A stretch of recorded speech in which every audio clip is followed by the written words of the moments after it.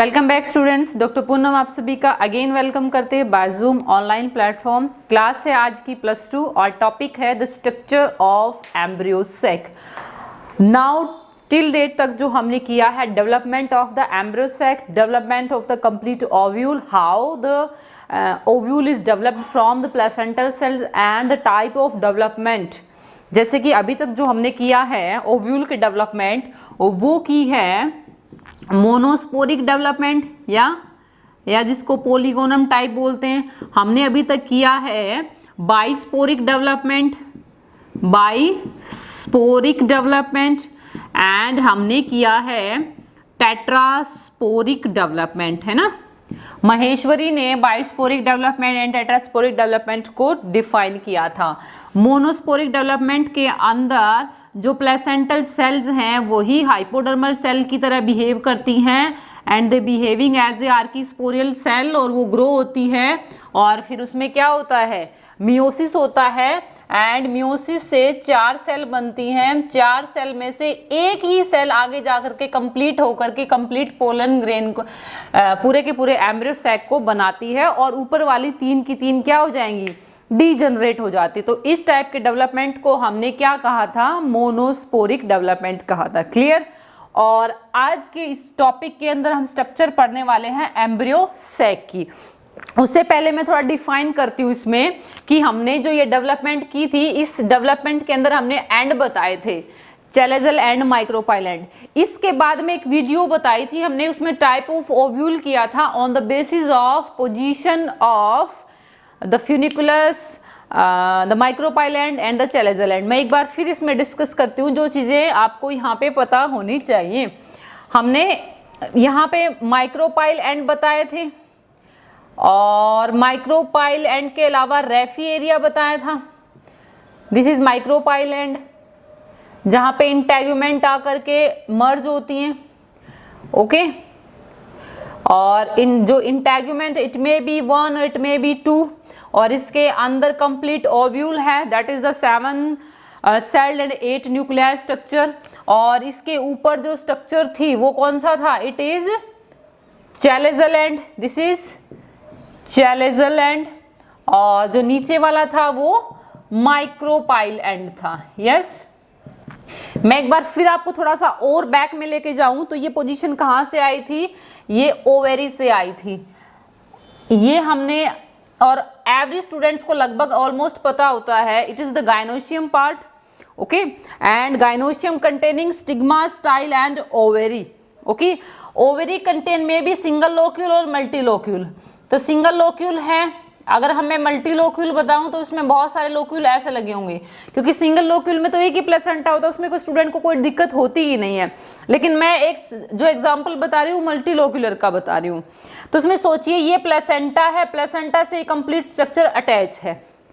तो अब ये स्ट्रक्चर जो है ये यहाँ कहाँ प्रेजेंट है, ये यहाँ प्रेजेंट है, ये वाली स्ट्रक्चर। तो इसका मतलब पहले ये पूरी की पूरी स्ट्रक्चर एक प्लेसेंटा से अटैच होती है, प्लेसेंटा से फ्यूनिकुलस आती है वस्कुलर स्ट्रैंड को लेकर के, और एक हाइलम पॉइंट होता है यहाँ पे, हाइलम से ये कंप्लीट अटैच होता है। क्लियर। इसका मतलब यहाँ पे प्लेसेंटा, फ्यूनिकुलस एंड हाइलम क्या है, point of attachment and point of supply है from the ovarian wall to the developing embryo sac. Clear. और अब हम इस कंप्लीट एम्ब्रियो सैक के स्ट्रक्चर करने वाले हैं। तो ये जो कंप्लीट एम्ब्रियो सैक आपको दिख रहा है, it is made up of a single central cell. Clear. और इस सिंगल सेंट्रल सेल में हम ऊपर की साइड मान रहे हैं हमारा ये वाला, it is chalazal and, okay. नीचे की तरफ जो मान रहे हैं हम, वो मान रहे हैं हमारा micropylar and. Clear. And most of the ये जो स्ट्रक्चर हम कर रहे हैं ये 80% एंजियोस्पर्म फैमिलीज के अंदर प्रेजेंट होती है। एंजियोस्पर्म फैमिलीज के अंदर ये वाले स्ट्रक्चर पॉसिबल होते हैं। क्लियर। चैलेजल एंड की तरफ इसमें क्या प्रेजेंट होता है, इसमें होते हैं 3 एंटीपोडल सेल्स, ओके।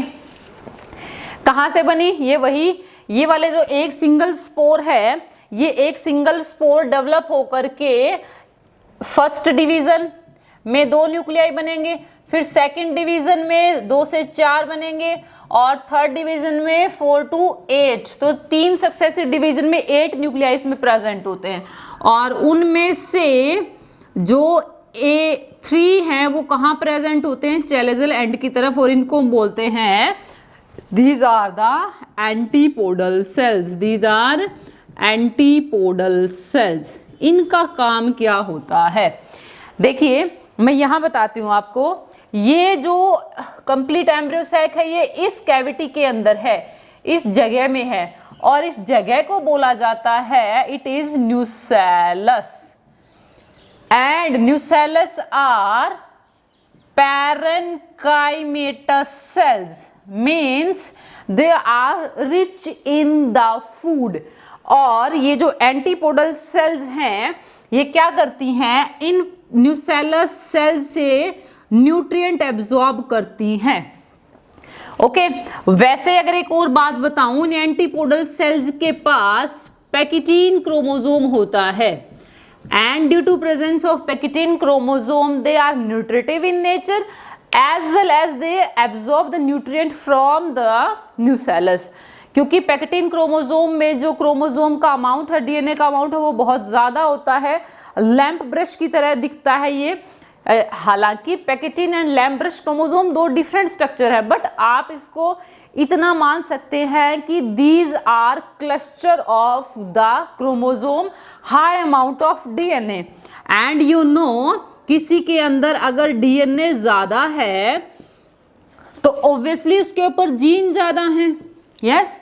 और अगर जीन ज्यादा है तो वहां पर ट्रांसक्रिप्शन ज्यादा हो रही है, मींस एमआरएनए बन रहा है। और जहां पे एमआरएनए ज्यादा बन रहा है तो वहां पर ऑब्वियसली ट्रांसलेशन भी ज्यादा हो रही है, इसका मतलब प्रोटीन ज्यादा बन रहा है। तो इसका मतलब कि ये जो एंटीपोडल सेल है, जब तक ये कंप्लीट सेंट्रल सेल है तब तक ये न्यूट्रिटिव इन नेचर होता है, ये फूड सप्लीमेंट का काम करता है, ये फूड रिजर्वोयर का काम करता है, ये बनाता रहता है। ओके, और ये इस सेंट्रल सेल को फूड सप्लाई देता है। इसके अंदर और क्या क्या प्रेजेंट होता है, इसके अंदर वैक्यूल प्रेजेंट होते हैं फूड स्टोरेज के लिए। ओके भाई, ठीक है। And it also having the plasmodesmata with each other. This is the story of antipodal cell. Okay, antipodal cell का इतना ही काम होता है and it is found toward the chalazal end. Clear वे। अब इसके बाद में इसके अंदर सेंट्रल सेल में बहुत सारे वैक्यूल हमें मिलते हैं for the reservoir of, they acting is a reservoir of the food. Okay, ये कंप्लीट सेंट्रल सेल है और इस सेंट्रल सेल के सेंटर में प्रेजेंट होती हैं 2 cell, these are, and you know all the cell of this embryo sac are haploid। okay, antipodal cells are haploid and these polar nuclei are also haploid। okay, अब उसके बाद में ये जो पोलर न्यूक्लियाई मैंने आपको बताए हैं, these are polar nuclei and these polar nuclei are n+n, और ये फ्यूज हो जाता है and they be having 2 n, और इसको हम सेकेंडरी न्यूक्लियस भी बोल देते हैं। It is secondary nucleus. Clear. उसके नीचे यहाँ पे एक प्रेजेंट होता है एंड दिस इज द माइक्रोपाइलैंड, और इसके सेंटर में यहाँ पर बड़ा सा ऊस्फीयर होता है और इसके साइड में 2 प्रेजेंट होते हैं synergids. These are synergids and the synergids having high amount of plasmodesmata connection with egg apparatus। Clear.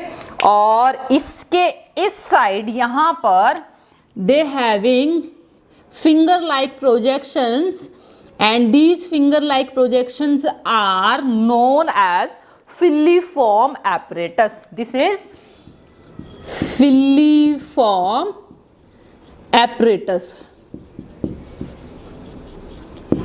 What is the function of filiform apparatus? क्योंकि मोस्ट ऑफ द 60 to 70% जो पॉलिनेशन है वो micropyle की तरफ से होती है। ओके, और फिलीफोम एपरेटस जो होते हैं वो पोलन ट्यूब को कलेक्ट करके उसको पकड़ के और सीधा किधर डायरेक्ट करते हैं, सेंट्रल सेल की तरफ वो डायरेक्ट करते हैं, एग एपरेटस की तरफ डायरेक्ट करते हैं। ओके, अब इसमें देखिए जो ये egg apparatus, sorry this is egg cell and these are synergids. Egg cell और सिनर्जिड्स दोनों के दोनों को मिला करके कंप्लीट बोला जाता है egg apparatus. Okay, this is also N and synergids are also N. क्या फंक्शन है, जैसे ही पोलन ट्यूब यहां से एंटर करती है फिलीफोम एपरेटस के थ्रू, तो मैंने आपको पोलन ट्यूब की ग्रोथ में बताया था कि it contain 2 male gametes. Starting में ट्यूब सेल होती है तो वो ट्यूब सेल तो डिजनरेट हो जाती है, और ट्यूब सेल के डिजनरेट होने के बाद में पीछे बच जाते हैं 2, दीज आर मेल गैमेट्स, और ये मेल गैमेट्स फिर फर्टिलाइजेशन करते हैं। जैसे ही पोलन ट्यूब एंटर करती है, ये वाले जो ऐसे नहीं है, ये जो स्ट्रक्चर दिख रही है आपको, ये ऐसे नहीं कि एग एपरेटस बीच में, सिनर्जिड ऐसे नहीं, एग एपरेटस कंप्लीट ऐसे है, लेकिन वे सिनर्जिड जुड़े हुए हैं इसको चारों तरफ, इसको कंप्लीट कवर अप किए होते हैं, और बहुत सारे प्लाज्मोडेस्माटा कनेक्शन होते हैं इस oosphere के साथ। क्लियर? जैसे ही पोलन ट्यूब एंटर करती है तो पहले फर्स्ट सिनर्जिड्स क्या हो जाएगा, डिजनरेट होता है। जैसे ही फर्स्ट सिनर्जिड डिजनरेट होता है कॉरेस्पॉन्डिंग, क्योंकि उसका कनेक्शन दूसरे के साथ भी हाईली वो कनेक्टेड है, तो दूसरा सिनर्जिड्स भी उसके साथ डिजनरेट हो जाता है। तब तक क्या काम था, वही न्यूट्रिशन का काम था, न्यूसेलस से फूड को लेकर के, प्लेसेंटा कनेक्शन से फूड को लेकर के इस oosphere को उसको देता है और ये ग्रोथ करवाता है। इस oosphere के अंदर भी बहुत सारा वैक्यूल होता है, फूड रिजर्वोयर होता है। ओके, अब क्या होगा, ये जो oosphere है, इस oosphere के साथ एक मेल गैमेट फर्टिलाइज करता है, एक मेल गैमेट। तो you know oosphere is also N and male gamete is also N, है ना, और इनके फर्टिलाइजेशन से यहां बन जाता है zygote, and this zygote is now 2n, और ये जाइगोट आगे जाकर के फिर किसको बनाएगा, it is forming the new generation. Next generation जो होगी, जो नेक्स्ट प्लांट के अंदर डीएनए जाएगा वो इस जाइगोट का जाएगा। ओके, और इस फर्टिलाइजेशन को हम बोलते हैं, it is generative fertilization, generative fertilization. Okay, एक मेल गैमेट यहाँ फ्यूज हो गया, एंड यू नो ये सिनर्जिड जो है ये डिजनरेट हो जाएंगे। अब जैसे ही ये फर्टिलाइजेशन होगी, दूसरा मेल गैमेट फ्लोट करता हुआ किसके पास जाएगा, पोलर न्यूक्लियाई के पास। और अब ये जो पोलर न्यूक्लियाई है, ये हमने कहा था ये पहले ही कैसा बन चुका है, ये अपने आप को फ्यूज करके डिप्लॉयड है, इसके अंदर 2 न्यूक्लियाई का फ्यूजन है। तो जो दूसरा फर्टिलाइजेशन होगा उसमें पोलर, या हम कह सकते हैं सेकेंडरी न्यूक्लियस, क्योंकि उसमें फर्टिलाइजेशन हो चुका है।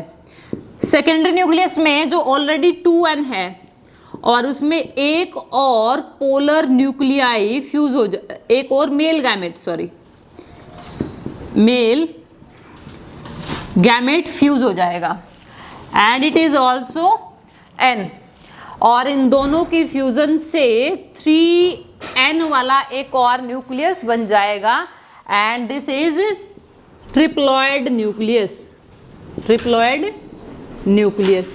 और इस फर्टिलाइजेशन को बोला जाता है वेजिटेटिव फर्टिलाइजेशन। क्लियर भाई? तो एम्ब्रियो सैक की स्ट्रक्चर और उसके अंदर किस किस टाइप की डेवलपमेंट है वो इस वीडियो के अंदर हमने डिस्कस कर लिया है, और इसके बाद में नेक्स्ट वीडियो के अंदर हम पॉलिनेशन को डिस्कस करने वाले हैं। तो उस वीडियो के लिए रेडी रहना, तब तक इस वीडियो को कंप्लीट से अच्छे से देख लेना बेटा। Thank you.